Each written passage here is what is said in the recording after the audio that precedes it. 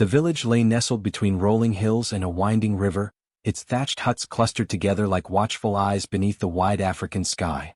It was a place where the air carried the mingled scents of wood smoke, roasted maize, and earth baked by the sun. To a traveler, it might have seemed like any other settlement, alive with laughter, cattle bells, and the hum of daily life. But beneath its ordinary rhythms beat the stern heart of ancient traditions, rituals that bound every villager to the weight of customs older than memory. The elders, seated on carved wooden stools at the center of gatherings, were the keepers of those laws, their word final and unquestioned.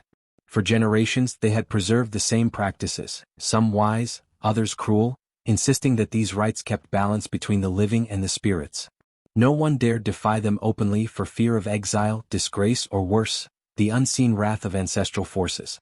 Every year, when the moon swelled full in the season of harvest, the village held its festival of purity.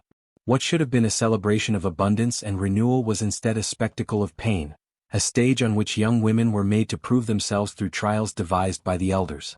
These trials were said to reveal who carried strength, who carried weakness, and who was fit to stand among the women of the community.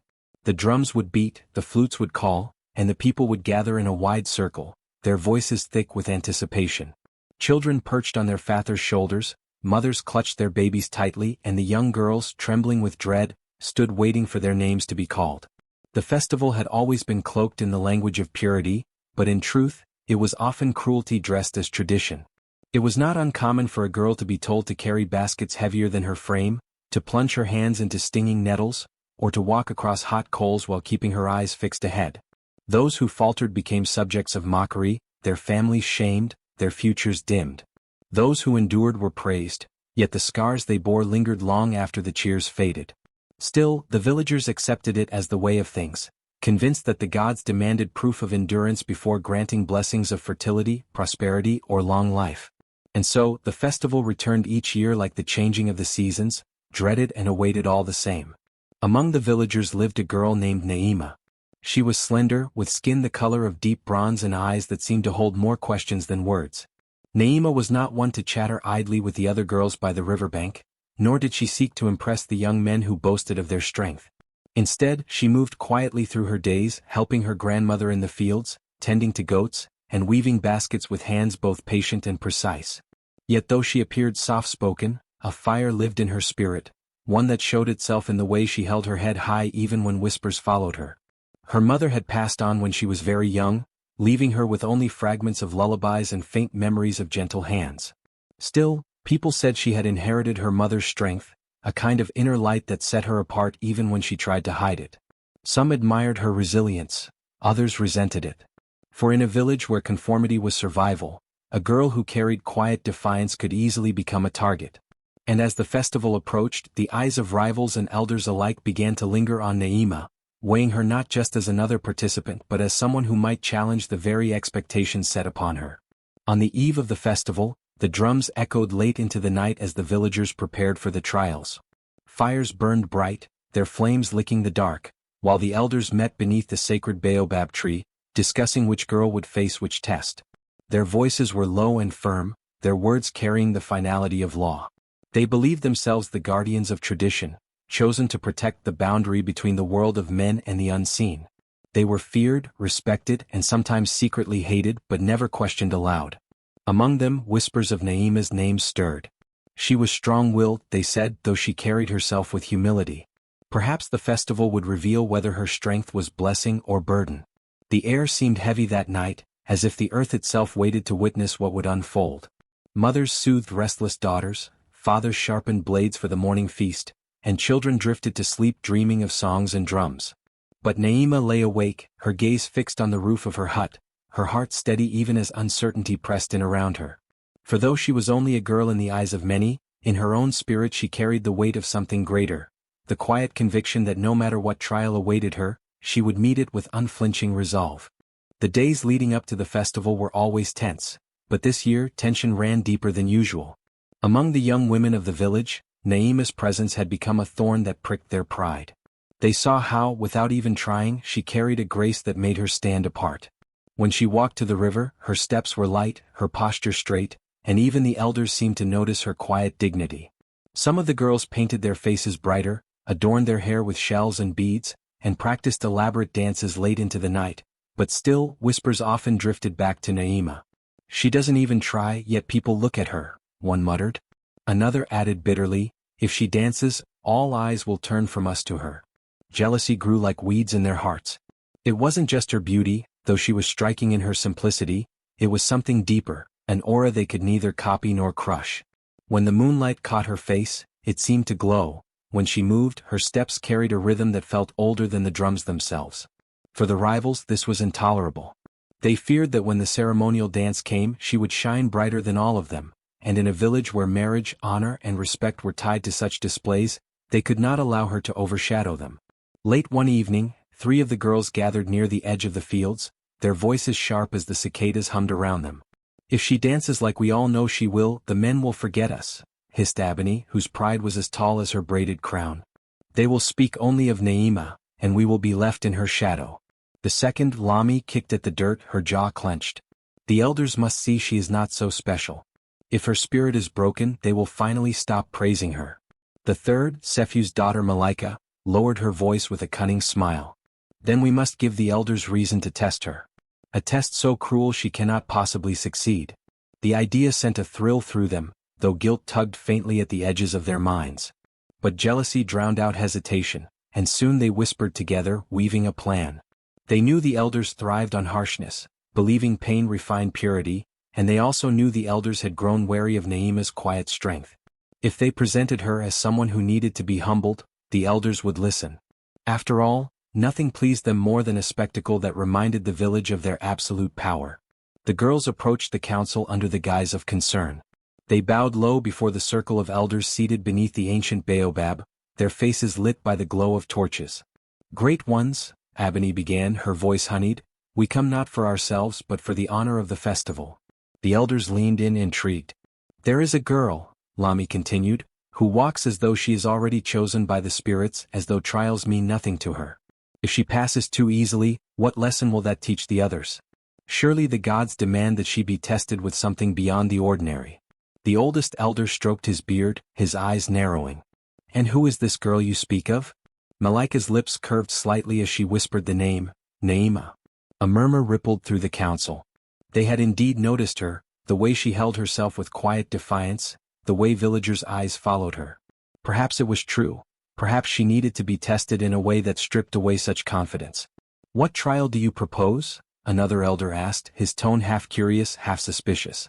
The girls shared a glance and Malika leaned forward. "Let her dance. Not on soil, not on mats, but on shards of broken pots. If she endures, then truly she is chosen. If she falters, then the lesson will be clear to all." The elders exchanged glances, the firelight flickering in their eyes. The cruelty of the suggestion did not trouble them. Rather, it fed their sense of authority. To demand such a dance would awe the crowd, and if Naima failed, it would reaffirm the power of tradition. After a long silence, the head elder nodded. "So be it. At the festival, Naima will dance barefoot on broken pots. Let the spirits decide her worth." The girls bowed again, their hearts racing with a mix of triumph and fear. As they left the council's circle, Ebony whispered, "This will end her pride." Yet even as they spoke, a strange unease lingered. For though they had secured their scheme, none could shake the image of Naima's calm eyes, eyes that seemed to carry a strength beyond their understanding. The morning of the festival dawned bright, the sky brushed with streaks of gold as the sun rose over the hills. The air pulsed with excitement, drums echoing from the central square long before the people had gathered. Children raced ahead, their laughter spilling into the open space, while women carried baskets of food for the feasting that would follow. Men strung up decorations of woven grass and bright cloth, their voices lifted in chants that had been sung for generations. Yet beneath the cheerful preparations, there was a thick undercurrent of tension. Everyone knew this was not only a day of celebration but of trial, and whispers of what the elders had planned clung to the air like smoke. As the sun climbed higher, the villagers assembled in a great circle around the ceremonial ground. At the center lay a cleared space where the trials were always performed, marked by a ring of stones. Today, however, the space seemed more ominous than usual. Piled near the edge were shards of broken clay pots, jagged and sharp, their edges glinting in the light. Many cast uneasy glances at them, though no one dared speak the thought aloud.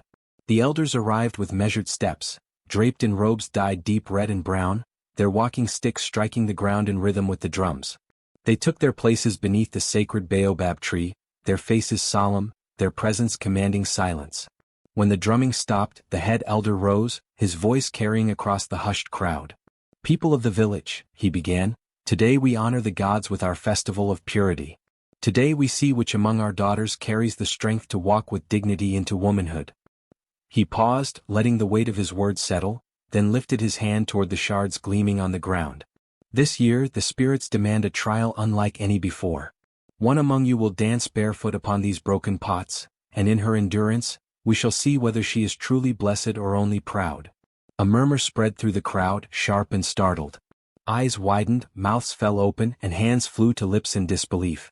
The trial was crueler than any they had witnessed before, and already the villagers pitted whichever girl would be chosen. The elder's gaze swept across the line of young women standing in their brightly woven garments, each shifting uneasily beneath his stare. Then his hand extended, steady and sure, pointing directly at Naima.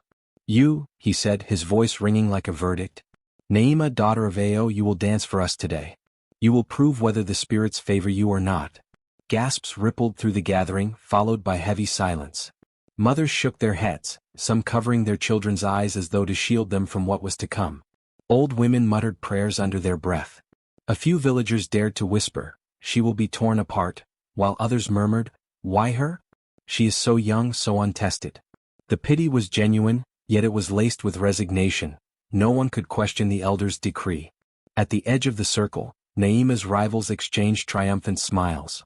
Abani's lips curved in satisfaction, Lami's eyes gleamed with malice, and Malika folded her arms, whispering, "Now let us see if her grace will save her." They believed victory was already theirs, certain that Naima would falter, bleed, and fail under the impossible weight of the trial. Naima stood still, her hands clasped before her, her face calm despite the roar of her heart. She did not cry out, nor did she plead. She simply lifted her chin and met the elder's gaze, her silence a quiet defiance. Around her, the crowd stirred uneasily, torn between dread and awe, as the trial of broken pots began to settle over them like a shadow. When the crowd finally dispersed to prepare for the evening trials, Naima slipped quietly away from the bustle, her steps carrying her beyond the huts and noise, past the grazing goats and fields of millet swaying in the breeze. She walked until she reached the riverbank, a place where she often sought refuge when the world felt too heavy. The water shimmered beneath the afternoon sun, its surface broken only by the darting of fish and the slow drift of reeds. She sat down on the cool earth, drawing her knees to her chest, and let the silence wrap around her like a cloak. Only then did the weight of what awaited her press against her heart, fierce and unrelenting. Fear curled inside her, a quiet storm she fought to contain. The image of the broken pots flashed in her mind, jagged edges biting into her skin, blood spilling onto the dust while the villagers watched in horror or delight. For the first time her resolve wavered. What if she failed? What if her body betrayed her? What if this cruel trial ended not in survival but in ruin? She closed her eyes, and in that darkness, memories rose, soft and bittersweet. She was small again, sitting at her mother's feet as the older woman wove baskets by the hearth fire. Her mother's voice, low and melodic, filled the room with stories of women who endured storms and found strength in their suffering.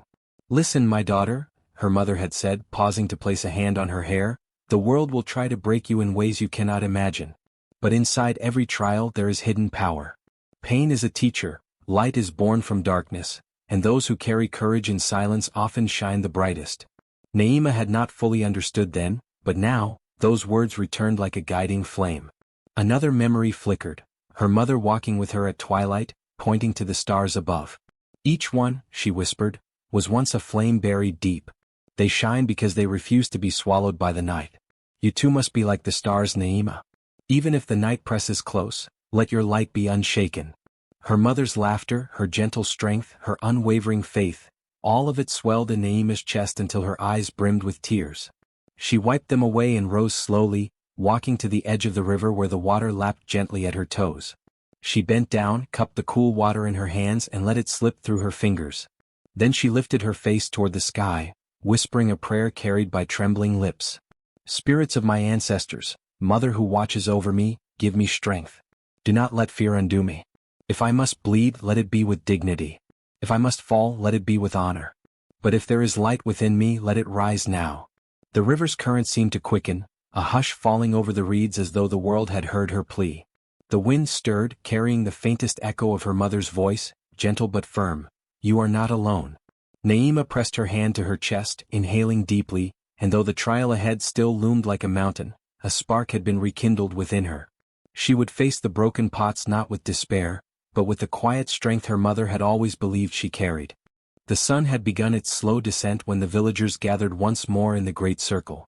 Shadows stretched long across the ground, and the air buzzed with an uneasy mix of excitement and dread. Drums beat in a steady rhythm, their sound both celebratory and foreboding, as though the instruments themselves knew what was about to unfold. At the center of the circle lay the shards, dozens of broken clay pots shattered into pieces that glittered like a bed of knives beneath the fading light. Each jagged edge caught the sun, throwing sharp reflections that seemed to pierce the eyes of those who looked too long. The villagers shifted restlessly, murmuring to one another, but none dared to speak loud enough to challenge the decree. Children clung to their mothers' skirts, wide-eyed and frightened. Some of the older men crossed their arms, trying to appear unmoved, though unease flickered across their faces. The women whispered prayers, their voices trembling, while the younger girls looked on in horror, imagining themselves one day forced to endure such trials. Still, the circle held, silent and unbroken, waiting for the test to begin. The elders rose from their seats beneath the baobab tree, their robes rustling with the weight of authority. Their faces were carved from stone, unmoved by the anxious energy of the crowd. The head elder lifted his staff, its carved top gleaming, and silence fell instantly. "Let the trial begin," he declared. His voice carried like thunder, sealing Naima's fate. All eyes turned as Naima stepped forward into the circle. She wore a simple wrap of deep blue cloth, her hair braided neatly, her face calm though her heart beat hard against her ribs. Each step she took toward the shards seemed heavier than the last, yet she did not falter. The murmurs grew louder, pity mixing with disbelief. "She will be torn apart," someone whispered. "No feet can survive such a thing," muttered another. But still, Naima walked, her back straight, her chin lifted, her silence defying the fear that pressed down on her.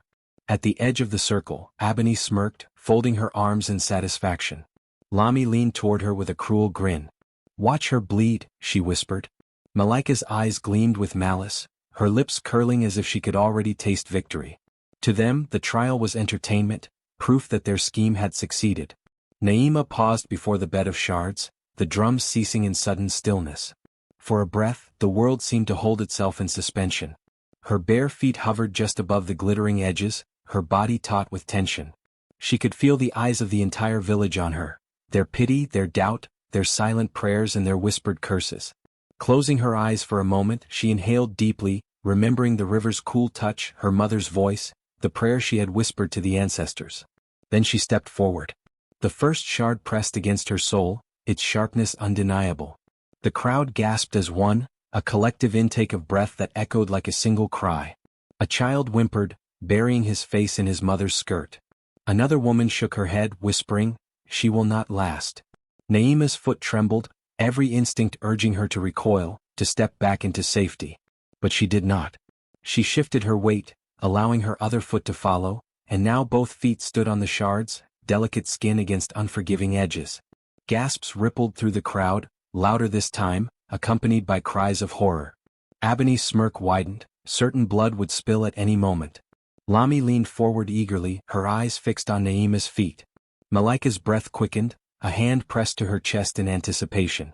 The elders, however, watched coldly, their expressions blank, as though they were sculpted from the same earth that held the shards. To them, this was not cruelty but tradition, a spectacle to remind the village of their power. Naima's body wavered slightly, the pain sharp and real. Her feet quivered with each tiny adjustment of balance, but she refused to cry out. Her silence unnerved some of the villagers who expected screams, blood, and collapse. Instead, she straightened her shoulders, her eyes lifting to meet the horizon. Though her body trembled, her spirit stood firm. Each breath was deliberate, each movement slow and careful, her determination pressing against the fear that threatened to swallow her. The circle around her pulsed with life, whispers, gasps, pity, disbelief, all colliding with the cold satisfaction of the rivals and the watchful stillness of the elders. And at the center of it all stood Naima, her bare feet trembling on broken shards, suspended in that fragile space between despair and endurance, the trial only just beginning. Naima stood poised on the bed of jagged shards, her body trembling as though the earth itself sought to shake her resolve.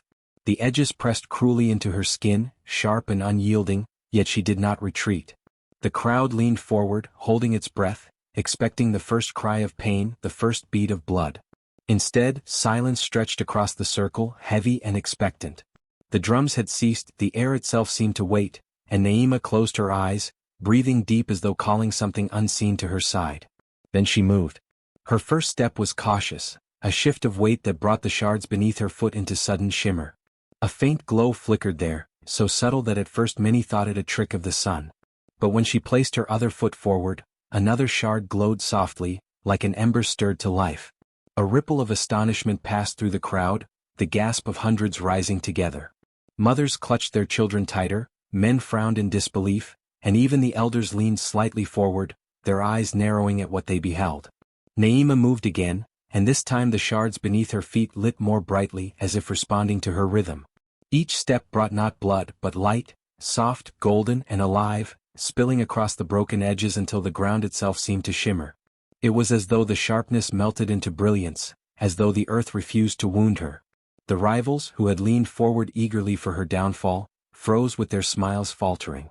Ebony's eyes widened, her lips parting in shock. Lami shook her head as though refusing to believe what she saw. Malika's face drained of color, her triumphant expression replaced with fear. Then came the sound. As Naima shifted her steps, the glowing shards began to hum. At first it was faint, like the ringing of distant bells, but with each movement the tone grew stronger, layered, harmonious. The echoes spread through the circle, weaving themselves with the silence until they formed a melody, a song not played by drum or flute but born from the broken pieces themselves. It was music unlike any the villagers had ever heard, soft and haunting, rising and falling with Naima's steps, as if the shards had been waiting centuries to sing. Naima opened her eyes. The glow beneath her feet reflected in their dark depths, making them appear as if lit from within. She moved with more certainty now, her arms lifting slightly, her body swaying into rhythm with the strange melody. What began as trembling steps grew into a dance, fluid and graceful. She turned lightly, her feet gliding over the glowing shards, each motion igniting more light, more music, until the circle blazed like fireflies set loose in twilight. The crowd shifted, awe beginning to replace fear. Where once they had braced for screams, they now watched in wonder, their mouths open, their eyes wide. A boy whispered, "She dances with the spirits," and no one silenced him. A mother's tears spilled down her cheeks as she murmured prayers of gratitude, believing she was witnessing a blessing. Old men who had scoffed at her strength now shook their heads slowly, humbled. Even the elders, though their faces remained stern, could not mask the flicker of astonishment in their eyes. Step by step, Naima's dance transformed the circle. The shards no longer seemed like cruel weapons meant to wound, but sacred instruments carrying light and song. With every turn of her body, with every lift of her arm, she embodied resilience made flesh, beauty born of suffering. The villagers felt it in their chests, a stirring they could not name, a mixture of reverence, hope and shame at their own acceptance of cruelty. Her rivals stood frozen, unable to look away. Ebony's smirk was gone, replaced by clenched teeth and trembling hands. Lami muttered angrily, "This cannot be real," though her voice cracked. Malika's eyes darted to the elders, desperate for them to stop the trial, to call it witchcraft, to end this display that threatened to unravel their plot. But the elders, though unmoving, were silent. Perhaps even they dared not interfere with what had clearly stepped beyond their control. Naima's body seemed to float now, her movements effortless, guided not by fear but by the memory of her mother's voice, the whisper of the river, the strength of the ancestors who walked unseen beside her. The glow spread wider, spilling beyond the shards themselves, casting a warm light on the faces of the villagers. It was as if the broken pieces had chosen to reveal their secret beauty only for her, responding to the quiet fire she carried within. When she turned in a final sweep, her arms outstretched and her feet pressing gently into the glowing bed, the music swelled, filling the air with a harmony so pure it stilled even the restless wind. And in that moment, no one thought of broken pots or blood or failure. They thought only of the miracle before them, a girl who danced on shards that should have destroyed her, but instead became light beneath her feet. The circle that had once been thick with anticipation now trembled with unease. Naima's rivals, who only moments ago had stood with smug certainty, found their confidence unraveling. Ebony's smirk had drained from her lips, leaving her face pale and twisted with disbelief. She exchanged a frantic glance with Malika, whose trembling hands betrayed the fear that had seized her heart. Lami, usually the first to sneer or whisper cutting words, now pressed her palms against her chest as though trying to still her racing heartbeat. None of them had expected this. Naima was supposed to fall, to bleed, to be humiliated. Instead, she shone like something touched by the divine. "She is a witch," someone muttered from behind the rivals, the words sharp and venomous. No mortal could do this. The accusation spread like sparks leaping from a fire, whispers igniting in every corner of the crowd. Witchcraft, sorcery, trickery, accusations tumbled from lips desperate to explain the unexplainable. The rivals seized on these whispers, their eyes darting between the crowd and the elders. "Yes," Malika hissed under her breath, her voice trembling but fierce. "She has bewitched the shards. This is not strength, it is darkness." The murmur of suspicion swelled, but before it could take root, the eldest among the council raised a hand. His voice, steady though heavy with disbelief, cut through the noise. "Silence." The single word rippled outward, quelling the crowd into uneasy stillness. Even those who had shouted the loudest bowed their heads, unwilling to defy the command of age and authority. The rivals bit their tongues, though their eyes still burned with rage. But the silence only deepened the wonder. For Naima did not falter. She continued to dance, her body weaving among the glowing shards, each movement stirring the light into brighter radiance. The glow swelled, spilling outward like liquid gold, brushing against the faces of those who watched. The rivals winced beneath it, as though the brilliance exposed their own shadows, their malice, their schemes. The villagers, once ready to condemn Naima, now leaned forward with awe. A woman pressed her hands together in prayer, whispering blessings. A child reached toward the light as if to catch it. Even the skeptical men who had long mocked her strength found themselves muttering words of reverence, ashamed of their earlier doubts. The rivals' rage grew heavier with each step Naima took. Abani's jaw tightened until it ached, her nails digging crescents into her palms. "She will not win," she muttered through clenched teeth, her words meant as much for herself as for the others. Malika leaned close, her voice a venomous whisper, "If the elders will not condemn her, then we will. The crowd must not forget what she is. They must be reminded." But Lami shook her head violently, panic flickering in her eyes. "Do you not see? They are turning to her. Every step she takes steals them from us." It was true. The villagers' eyes, once sharp with suspicion, now softened with wonder. They no longer looked at Naima as a challenger to be punished but as a vessel of something greater, something sacred. The more the rivals tried to summon their anger, the more it curdled into fear. Fear that their own schemes were collapsing, fear that Naima's light was undoing the darkness they had woven so carefully around her. The glow intensified, growing so bright that the shards beneath Naima's feet seemed like stars scattered across the earth. Her dance was no longer a trial but a revelation, each motion a defiance of cruelty, each shimmer a testimony of resilience. The rivals could do nothing but watch, helpless and trembling, as the power they thought they wielded slipped from their grasp. And in that moment, as the villagers' awe grew and the elders themselves stood speechless, the rivals' rage hardened into something darker than envy. It became desperation. At first, Naima's steps were careful, each footfall placed with the precision of one testing unfamiliar ground. The shards beneath her glowed faintly, their light soft as dawn breaking, but as her body began to move with rhythm, the glow responded, brightening, pulsing as if it too were alive. She felt the sting of fear begin to loosen its grip on her chest. Her arms stretched outward, her head lifted, and the trembling in her feet gave way to steadiness. She was no longer merely surviving the trial, she was beginning to claim it. The circle of villagers watched in rapt silence, every eye following her movements. Her body swayed to an invisible rhythm, one not provided by drums or voices but born from within her. The shards, instead of cutting, now shimmered with every touch, glowing brighter as her confidence grew. It was as though she was weaving light into the earth with every step. A murmur rose from the crowd, soft at first, then stronger, until the silence cracked into gasps of wonder. Naima spun gently, her skirts swirling like a ripple of water. The shards beneath her feet glowed with such intensity that they seemed to hum. The hum rose into faint echoes, like distant music born from stone and fire. The villagers, who had come expecting blood and humiliation, now found themselves leaning forward, their faces lit not only by the glow of the shards but by something awakening inside them. Then from the back of the crowd, a single cheer broke free, hesitant, trembling but real. It came from an old woman who had always been silent at these trials, her voice unused to defiance. Others turned to hush her, but before they could, her cheer was joined by another and then another. Soon the air was filled with voices rising, no longer whispers of pity but cries of awe. The sound wrapped around Naima like a cloak, steadying her further. Her dance grew freer, more fluid, as though her body was no longer bound by fear. She moved with grace, her arms flowing like rivers, her feet stepping with the certainty of one who had discovered her truth.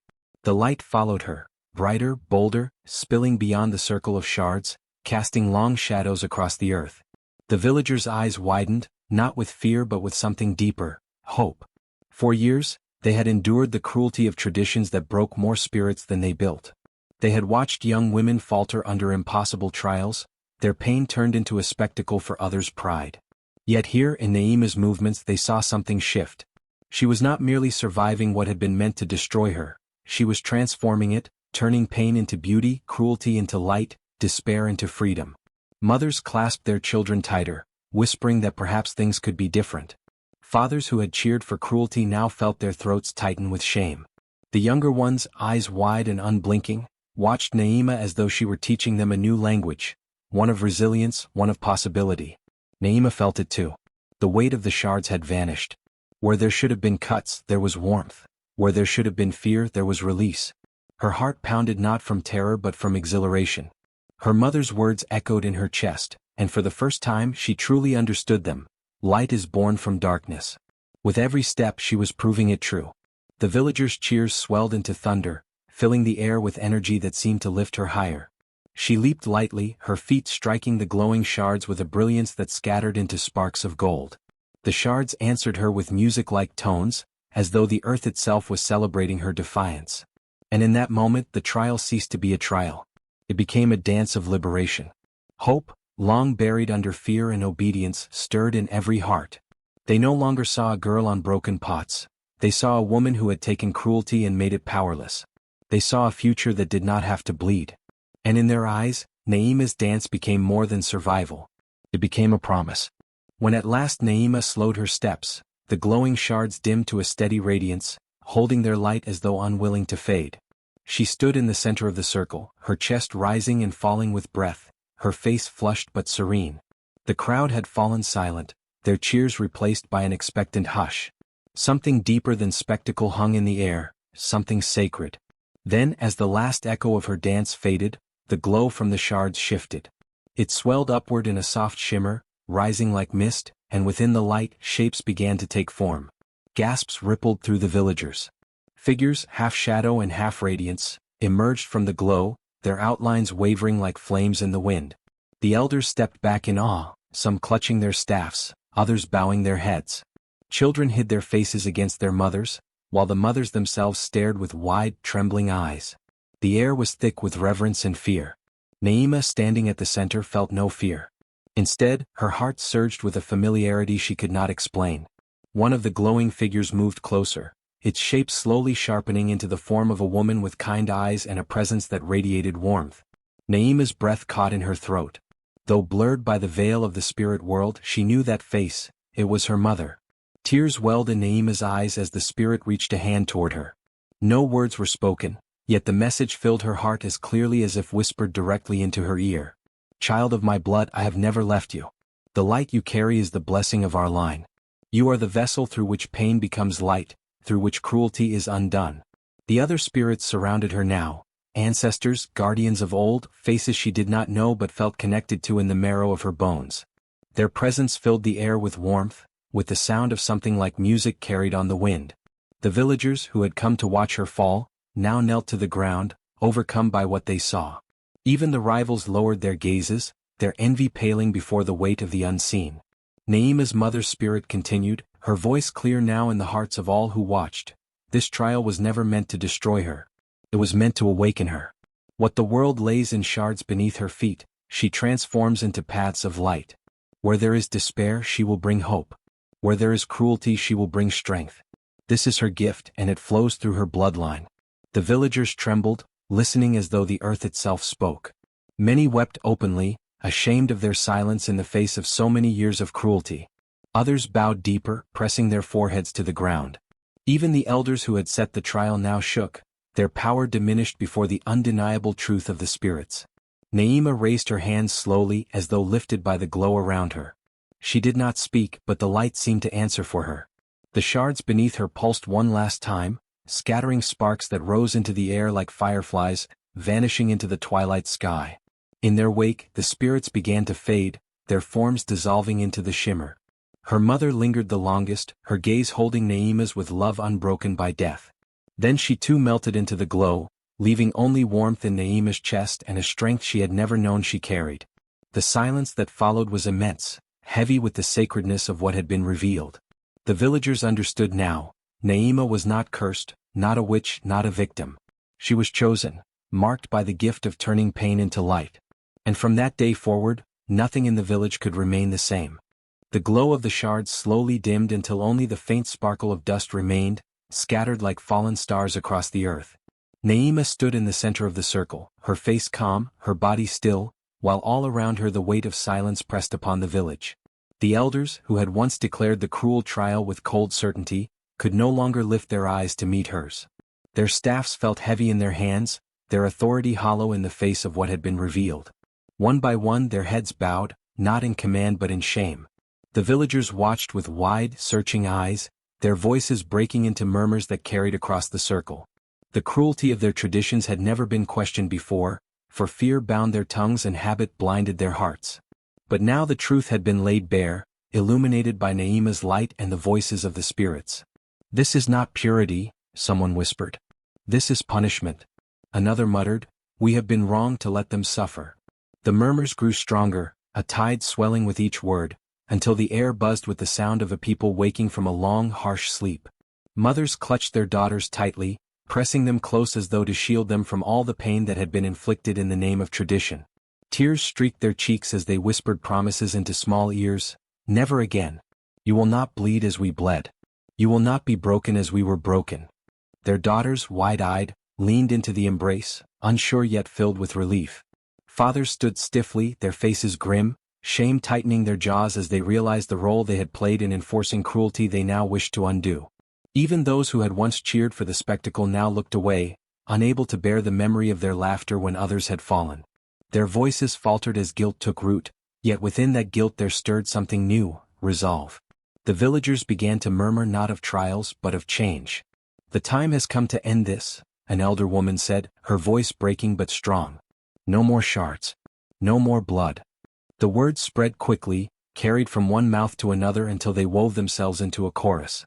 And through it all, Naima stood quietly, her presence a reminder of what had been endured and what had been overcome. She did not need to speak. The spirits had spoken for her, and the villagers had listened. The old customs had cracked like the broken pots beneath her feet, their sharpness dulled by the truth that had shone too brightly to be denied. The awakening had begun, and with it came the promise of a future where daughters would dance not on shards, but on paths of light. Years passed, and the memory of that fateful festival remained etched into the village's heart like a flame that refused to fade. Naima grew into a woman of quiet strength, her presence as gentle as it was commanding. The story of how she had danced on shards, transforming what should have been a trial of suffering into a miracle of light, became legend, passed down from one generation to the next. Mothers would whisper it to their daughters as they prepared them for festivals, fathers would nod with reverence when the tale arose, and elders would speak of it with the humility of those who had witnessed power greater than their own. The village itself changed.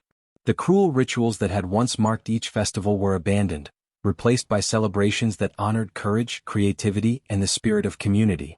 Where broken pots had once been laid for trials of endurance, now flowers and colorful mats covered the ceremonial grounds. The laughter of children filled the air, unshadowed by fear. Songs of triumph and joy replaced chants of judgment, and the elders who had once wielded authority through cruelty became guides who taught with wisdom, compassion, and care. Young girls especially carried Naima's story close to their hearts. Before they danced at the festivals, they would gather and retell the tale, their voices a mixture of awe and determination. "Remember the girl who danced on broken pots," they would say, "and let her courage shine through you." They would dance barefoot, not in fear, but with the belief that every step could be a light against darkness, that every movement could honor strength over cruelty. In their laughter and grace, Naima's legacy lived on, teaching them that trials are not meant to break, but to reveal the power within. Naima herself rarely spoke of that day, for she understood the power of story lies in its telling, not in the retelling by the one who lived it. Instead, she moved through the village with a quiet dignity, helping those in need, offering guidance to young dancers, and showing by example what it meant to transform suffering into strength. Her presence reminded all who met her that the light she had carried as a girl was not hers alone. It belonged to the village now, and to every child who dared to face fear with courage. Even the elders who had once presided over cruel customs acknowledged the truth of her gift. In council meetings they would speak of Naima with respect, admitting that her dance had awakened something within the community that they could never command, and understanding that strength is not measured by cruelty, but by the ability to illuminate even the darkest of trials. Decades later, travelers who passed through the village would hear the story from children playing by the river, from women weaving baskets at the hearth, from storytellers gathered under the baobab tree. The tale of the girl who had danced on broken pots became more than legend. It became a symbol of hope, resilience, and transformation. Brokenness was no longer a tool for shame, it was a canvas upon which light could be painted. Naima's name became synonymous with courage. Her story was recounted not as a warning but as a promise, that even in the harshest of trials, one could turn pain into beauty, cruelty into light, and fear into hope. In every festival dance, in every glowing smile of a child daring to step forward, her legacy endured. The Shard dancer had become immortal, not through magic but through the hearts she had touched, the darkness she had illuminated, and the light she had made eternal.